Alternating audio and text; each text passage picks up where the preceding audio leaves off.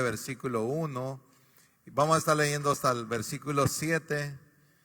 Y le puse un nombre a este mensaje. Y es que Dios busca personas para mostrarles su bondad. Dios es rico en amor, es rico en misericordia, es bondadoso y Él quiere mostrar su bondad. Y de esa manera es que glorifica su nombre. Había una persona ahí, dijo, le dijeron a Jesús, ¿y quién pecó? Porque nació ciego. O si pecó él, ¿cuándo pecó? Si estando en el vientre no se puede, que nació ciego. O pecaron sus padres. Y Jesús contestó, no, esto es para que la gloria de Dios sea manifestada. Dios quiere mostrar su amor, mostrar su misericordia y mostrar su bondad. Entonces, y es por eso que le puse a este mensaje, Dios busca personas para mostrarles su bondad. Amén. Y en 2 Samuel capítulo 9 versículo 1 dice esto. Y dijo David, ¿ha quedado alguno de la casa de Saúl a quien haga yo misericordia por amor a Jonatán? Y había un siervo de la casa de Saúl que se llamaba Siba, al cual llamaron para que viniese a David. Y el rey le dijo, ¿eres tú Siba? Y él respondió, tu siervo. Y el rey le dijo, ¿no ha quedado nadie de la casa de Saúl a quien haga yo misericordia o bondad? Siba respondió al rey, aún queda un hijo de Jonatán, lisiado de los 2 pies. Quiero explicarte un poquito acerca de esta familia. ¿Por qué David dijo, queda aún algún hijo de Saúl, descendiente de Saúl? Resulta que he contado varias veces esta historia, pero cuando Israel iba a conquistar la tierra, entonces todas las naciones al otro lado, en Canaán, antes de cruzar el Jordán, Dios permitió que Israel saliera, dice la palabra, con mano poderosa de Egipto, y se oyó entre las naciones cómo Dios abrió el mar, cómo Dios los salvó de los egipcios, cómo Dios juzgó a los egipcios, las plagas que trajo sobre los egipcios. Y no solo eso, sino cuando venía ese pueblo tan numeroso antes que llegara al Jordán, habían 2 pueblos sumamente grandes. Y Dios permitió que esos 2 pueblos fuesen derrotados por los hijos de Israel, de tal manera que se oyó al otro lado del Jordán, donde estaban los gigantes, donde estaban esas naciones poderosas. Jericó, una de las ciudades amuralladas, extremadamente poderosa. Mas sin embargo el terror cayó sobre de ellos. Entonces había un pueblo llamado Gabaón, el cual tuvieron mucho miedo y fueron muy astutos. Y entonces se dijeron entre ellos, bueno, ¿quiénes son ese pueblo? Bueno, ese pueblo es así, así. Bueno, y entonces descubrieron que ese pueblo era un pueblo de alguna manera que era bondadoso, que era un pueblo que al ser algún pacto con ellos, tenían que cumplir ese pacto porque eran, de alguna manera, era un principio de parte de Dios, que cumplieran los pactos. Entonces ellos van, se visten con ropas viejas, agarran pan duro y entonces se van, y entonces llegan cuando ya Israel está al otro lado del Jordán, y llega donde ellos y le dice, tus siervos son de un país muy lejano, no son de aquí. Y entonces dice Josué, no me estás mintiendo, no, mira, aquí están las pruebas. Cuando salimos este pan venía fresco y ahora está duro. En fin, lo estaban engañando, era un pueblo que estaba ahí. Entonces viene Josué y hace un pacto con ellos y les dice que no los va a destruir. Días después Josué se da cuenta que lo habían engañado y dice: ¿por qué me engañáis? ¿Por qué nos engañaste? Ustedes son de esta tierra. Y ellos le dijeron: porque tuvimos temor de ustedes, que nos iban a destruir, y sabemos que son un pueblo bondadoso. Pero por el pacto que habían hecho ya no los podían tocar. Y tuvieron que vivir en medio de Israel y dijeron: porque no podemos tocarlos, pero los vamos a castigar. Ustedes serán siervos de nosotros. Y Israel hizo siervo a los gabaonitas. Ok.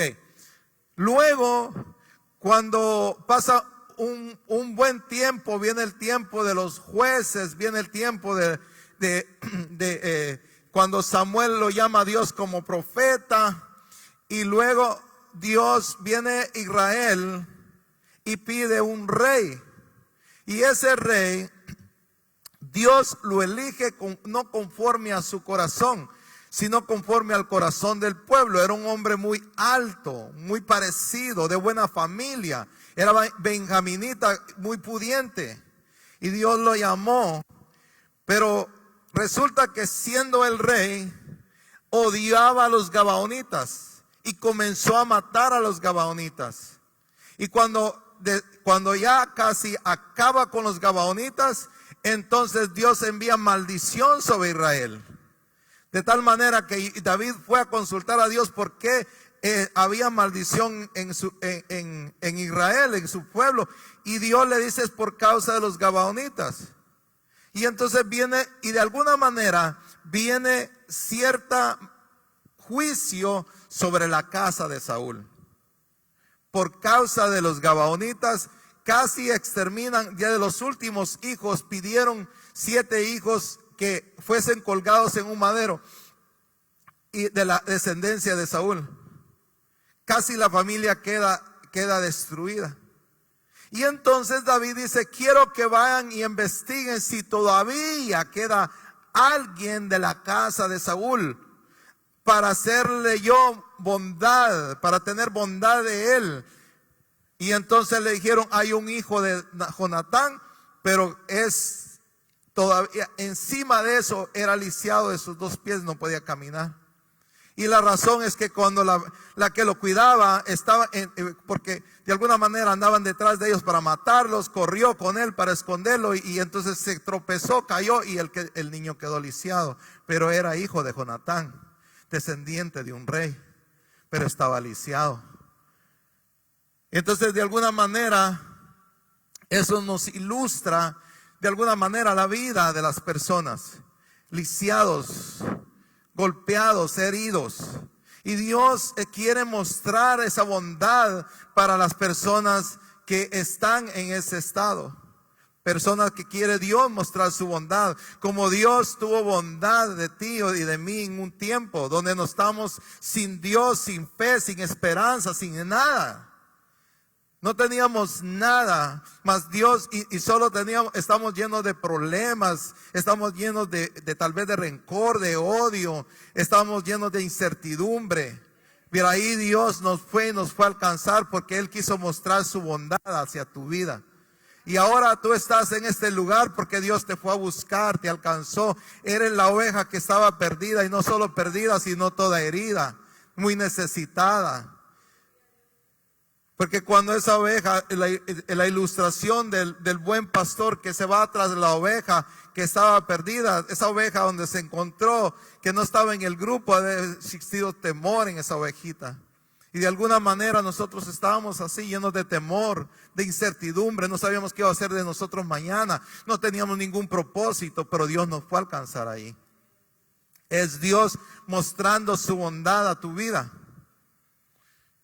Entonces, ahora dice acá, más adelante, entonces el rey le preguntó: ¿dónde está?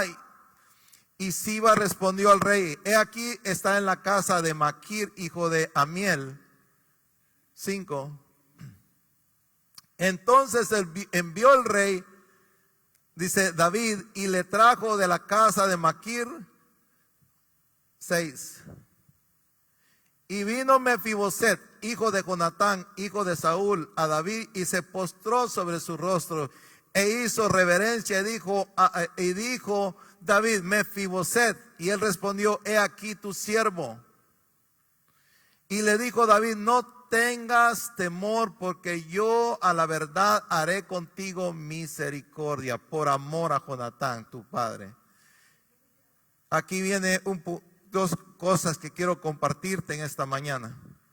Le dice, y te devolveré toda la tierra de tu padre Saúl, y comerás siempre a mi mesa. Dos cosas que hizo con él. Número uno, dice que le iba a devolver todo lo que le pertenecía. Y luego le dice otra cosa, y siempre comerás a la mesa del rey. Eso era un gran privilegio. Entonces, esto nos habla, y lo que yo quiero compartirte en esta mañana es acerca de la restitución. ¿Qué es la restitución? Es todo aquello que el diablo nos robó. El diablo vino, robó la paz y puso la incertidumbre. Robó la dignidad y puso la vergüenza. Trajo culpabilidad. Porque es un ladrón. La palabra dice que él vino a robar, que él es un ladrón y es un mentiroso desde el principio. Y vino a robarte. Hay personas que les robó de alguna manera por las situaciones de un padre alcohólico, ¿verdad? Entonces vino la separación o por cuestiones del adulterio. Entonces vino la separación entre los esposos. Salió el esposo de casa y dejó a su hijo pequeño sin padre. Y viene un sentimiento de un espíritu de orfanato en un niño. Y no creció con sus padres. Fue que el diablo le robó a su papá. Y esa sombra paternal va a estar siempre con una necesidad en el corazón esa persona. Entonces viene Dios y lo que hace es restituir lo que se perdió. Aquí dice, vas a ser restituido todo lo que tenía, que te pertenecía a ti. Y una de las cosas que Dios hace cuando venimos a Él es que Él nos devuelve todo lo que el diablo nos robó. Teníamos incertidumbre y entonces ahora nos da seguridad. Nos robaron a un padre terrenal que no estuvo con nosotros. Tal vez nos abandonaron desde los 5 años, 6 años, 7 años, 8 años. O un padre que aunque estuviese en casa fue ausente de todas maneras. No tuvimos un padre. O un padre abusivo. Entonces necesitamos ese sentimiento de la paternidad, pero no la tuvimos. El diablo fue el que la robó. Por eso siempre cuando nos sucede algo de esa manera, siempre en nuestros consejos, aunque el padre ha sido malo, aunque te ha abandonado, siempre perdona, porque hay alguien detrás de eso que hizo que ese padre fuese así. Y ese es el diablo que vino a robar. Se llevó al padre, se llevó a la madre. Y ese niño quedó prácticamente huérfano, con sus padres vivos, pero huérfano. Y ahora esa necesidad paternal está en su corazón. Entonces ahora viene Dios a restituir. El diablo te quitó el padre terrenal que es malo, y viene Dios como padre bueno y viene a ser tu padre ahora. Viene a restituir lo que se te quitó. Quiere mostrar su paternidad. Pero el problema muchas veces de nosotros es que como no tenemos esa confianza y nuestro padre fue malo, entonces nosotros de esa manera miramos a un Dios como un padre malo. Y nos cuesta porque el diablo dañó todo eso en nosotros. Hay personas que tienen una autodefensa, no se pueden dejar, hermano, no se pueden ni abrazar porque ¿qué me va a hacer o qué quiere de mí? Una desconfianza increíble porque el diablo le robó todas esas cosas. Le robó la inocencia de un niño. Cuando era niño, robó la inocencia y vino ahora todo lo cuestiona, ya no tiene confianza en nadie. Porque le robó el diablo toda esa inocencia. Desde pequeño el diablo comienza a trabajar desde temprana edad. Por eso ustedes miran tantos divorcios, tantos niños solos, tantos niños abusados. Porque es del diablo que se encarga de eso, robar la dignidad de un niño, de una niña a través de una violación. Todo eso que vino a quitar, entonces viene la culpabilidad, viene el sentido de vergüenza en esas personas. Entonces Dios lo que hace es que cuando quiere de alguna manera alcanzar a esas personas, pero tú eres como ese siervo, se me fue el nombre ahora, que llamó David, que era siervo de Saúl, que le dijo: ¿tú conoces? ¿Alguien de aquí conoce a un Mefiboset lisiado de sus pies, uno necesitado? Llévale el mensaje que ahí está David buscándolo, que hay un Jesucristo que quiere mostrarle su bondad. Tenemos que decir a las personas que Jesús los anda buscando para mostrar su paternidad, su amor, su misericordia, su bondad. Somos los mensajeros que vamos y de alguna manera Dios permite que conozcamos personas así para decirle: mira, hay un plan de Dios para ti. Hay un David que quiere hacer misericordia por ti. Hay un David que quiere mostrar su bondad hacia ti. Nosotros somos de alguna manera delegados, porque en algún momento nosotros éramos los huérfanos. Ahora tenemos un Padre celestial y mejor que el que teníamos en la tierra. Y no menospreciar a nuestros padres, ¿verdad? Pero si es mejor, ¿cómo le voy a decir que no es mejor? Si la misma Biblia dice que vosotros padres siendo malos dad buenas cosas a sus hijos, y yo siendo bueno, o sea que nuestro Padre celestial es mejor. Por muy mejor que sea tu padre contigo, tu Padre celestial es aún mejor. Nadie le quita ese lugar como Padre bueno. Y Él es nuestro Padre bueno, que quiere mostrar su amor paternal hacia nosotros. Y hay personas que ya están en casa pero no reciben ese amor paternal porque tienen desconfianza. Porque confiaron en alguien y les hizo daño. Confiaron en un padre o confiaron en alguien que de alguna manera era alguna persona que era el que tenía que protegerlos y los defraudó. Ahora tienen desconfianza de todas las personas. Imagínate de un padre que le hace daño a su propio hijo o su propia hija. Si esa niña lo que esperaba es que ese padre que lo que tenía que proteger, ahora resulta que esa persona, su propio padre, le hizo daño. Entonces, ¿cómo ahora le va a costar asimilar la paternidad de Dios? ¿Por qué? Porque hay un daño al principio. Les cuesta. Es un trabajo que tenemos que hacer. Nosotros tenemos que ir de alguna manera, ir conociendo a Dios a través de las escrituras. Que Él no es así. Pero tenemos de alguna manera en la mente cómo fue nuestro Padre terrenal, y de esa manera miramos a nuestro Padre celestial. Pero son dos polos completamente diferentes. Uno es malo y el otro es sumamente demasiado bueno, extremadamente bueno. Dice el libro de Juan capítulo 10 versículo 10. Dice: el ladrón no viene sino para robar, viene a matar, viene a destruir familias. Pero yo, dijo Jesús, he venido para que tengan vida. Y no solo tengan vida, sino que la tengan en abundancia. Hay sobreabundancia en Dios. Dios no solo llena el vaso, te lo he dicho varias veces, sino a Dios le agrada que se derrame el vaso. A Dios no le gusta que le vayas a pedir poquito, a Dios le gusta que le pidas mucho.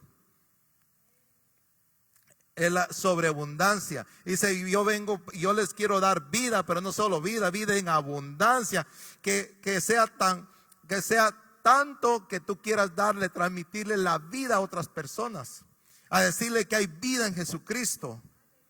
Pero muchas veces solo alcanza para nosotros, y entonces es difícil transmitirlo para las demás personas. Porque apenas entendemos nosotros la paternidad de Dios. ¿Cómo le vamos a ir a decir a otro que hay un padre que lo está esperando?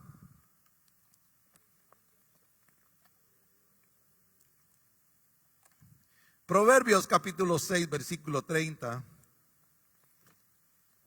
Dice esto: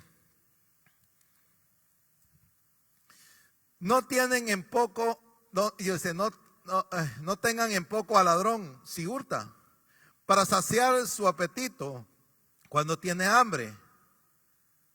Pero si es sorprendido, pagará 7 veces, entregará todo el haber de su casa, todo. ¿Qué está diciendo aquí? Mientras no es sorprendido, el ladrón no paga nada. Pero al ser sorprendido va a pagar 7 veces. Y Dios se va a encargar que pague 7 veces el diablo todo aquello que el diablo te robó. Pero cuando es descubierto, pero la gente no entiende cuando estamos en el mundo, no entiende que es el diablo que ha hecho todas esas cosas. Por lo tanto, no comprende que fue el ladrón que le robó a su papá y le echa la culpa al papá, le echa la culpa a la mamá que los abandonó, le echa la culpa a las personas que le hicieron daño. Pero lo que no saben que eso, lo que fueron nada más instrumentos del diablo, que fue que vino a robar. Y entonces, pero cuando descubre realmente que fue el diablo que se robó esas cosas, entonces cuando es descubierto es cuando vienes a Cristo Jesús. Entonces entiendes que el diablo hizo todas esas cosas. Y entonces ahora, como ya se descubrió que Él es el ladrón, entonces Dios te promete algo. Y te dice: yo te voy a restituir todo lo que perdiste, si te tiene que pagar 7 veces más de lo que te robó. Porque nunca se va a comparar, tal vez cuando tenías esa inocencia de niño, pero Dios te puede bendecir de tal manera que seas una de las personas más bendecidas en Cristo Jesús. Lo que en alguna, como dice el apóstol Fernando, lo que fue tu carencia puede ser tu abundancia. ¿Verdad? Si eras una persona desconfiada, que alguien te quería brindar algo y decías: no, porque saber qué quiere de mí, mañana me pide algo. Y esa desconfianza y lo quiere abrazar, no sé por qué, de plano que saber por qué quiere mi amistad. ¿No sabes? ¿No has visto personas así, todas desconfiadas? Pero cuando viene uno a Cristo Jesús, Dios quiere devolver esa confianza, esa inocencia, que confíe de alguna manera. Claro que estoy hablando de uno ser, como le dijera, negligente y no analizar las cosas, pero muchas veces es porque hay un mal en nosotros. Y de eso estoy hablando. Tampoco estoy hablando de que si alguien tiene una necesidad no confíes y porque no te va. No es eso. Estoy hablando de esa desconfianza que de todo desconfía. Pero es que hay un mal en la persona. Dios te puede hacer una persona de alguna manera que mira cómo Dios transformó a los apóstoles. Aquel Juan que quería destruir a los samaritanos, hoy les decía: hijitos míos. Desconfiaba de ellos. Esa gente son malas. ¿Por qué no les confío a esta gente, Señor? ¿Por qué no oramos que caiga fuego del cielo y los consuma? Y después les andaba diciendo: hijitos, yo les encargo tal cosa, hijitos míos, cuídense, guárdense en la gracia, guárdense en la fe, busquen esto y el consejo, aquel amor hacia las personas. ¿Quién hizo eso? La transformación de Cristo Jesús, que le devolvió, le restituyó lo que el diablo le había robado.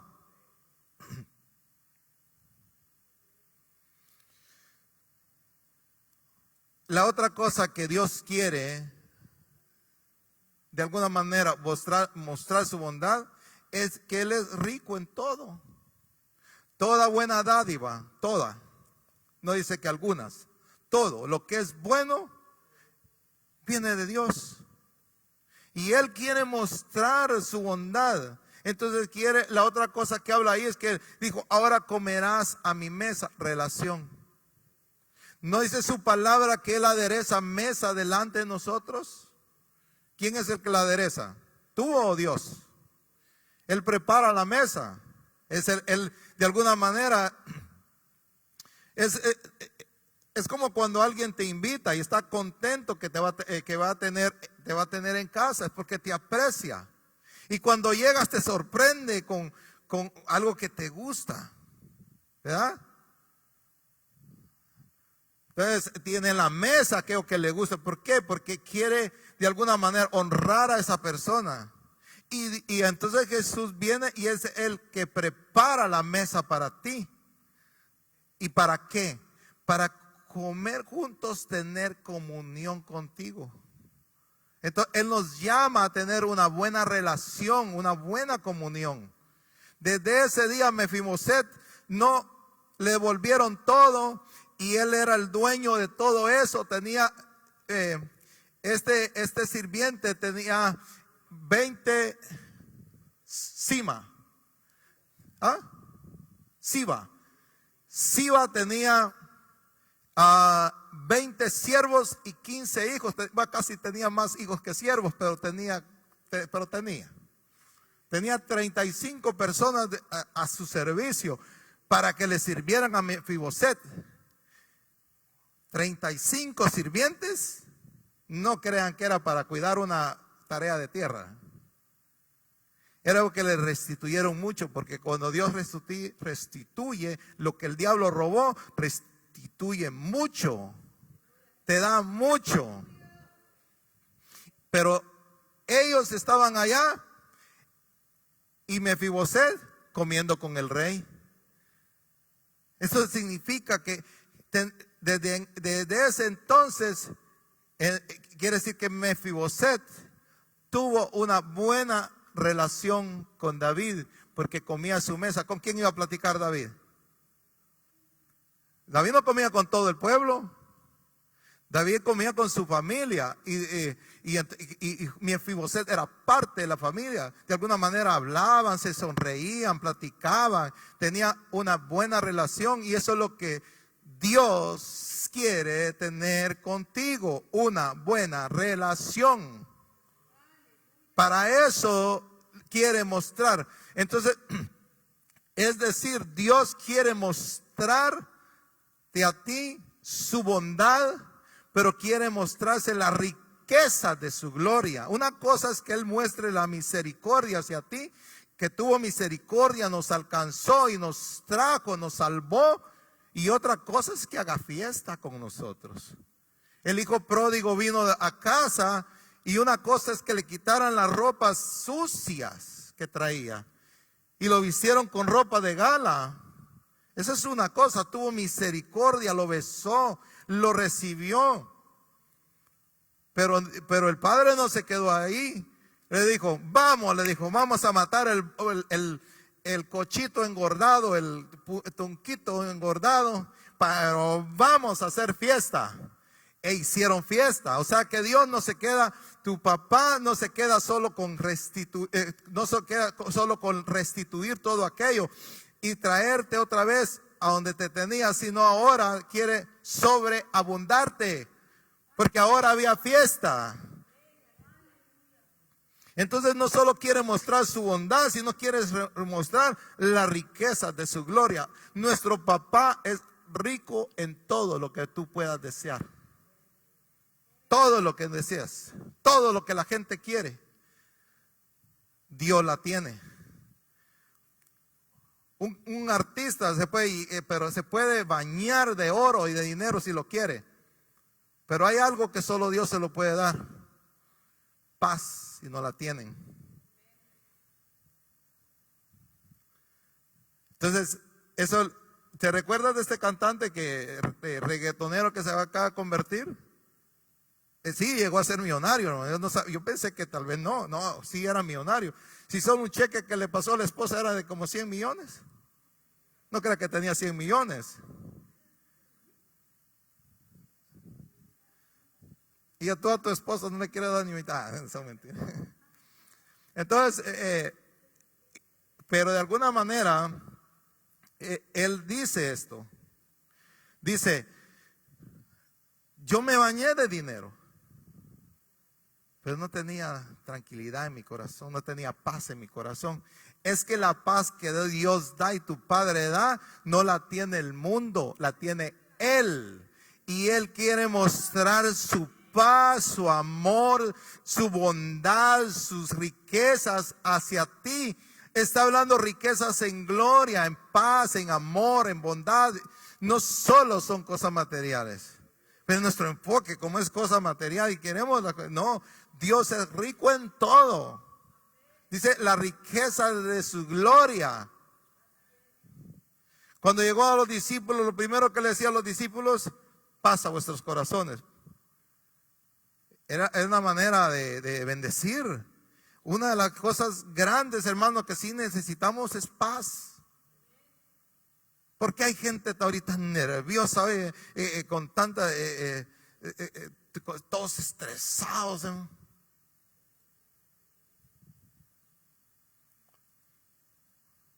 Un muchacho que él conocí, empezó su negocio y comenzó a irle bien, de alguna manera.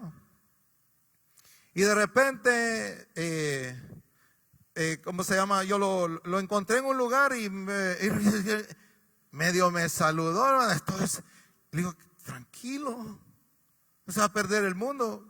Vení para acá, dame un saludo. Sí, yo no sé qué, y ahí, pero me tengo que ir.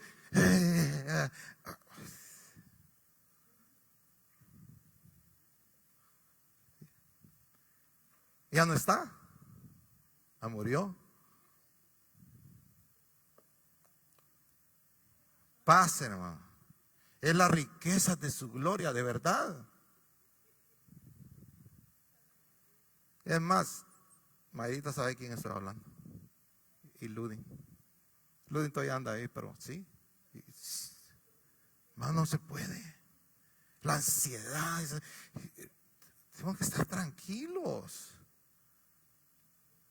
No significa que seamos dejados, pero disfrutemos la paz que sobrepasa todo entendimiento. Cuando los problemas están por acá, déjalos que vuelen, que pasen saetas por arriba, hermano, y balas por acá, y entonces tomándote una tacita de café. Yo tengo la protección de Dios, ninguna bala de esa me va a tocar. Así tienes que ser tú.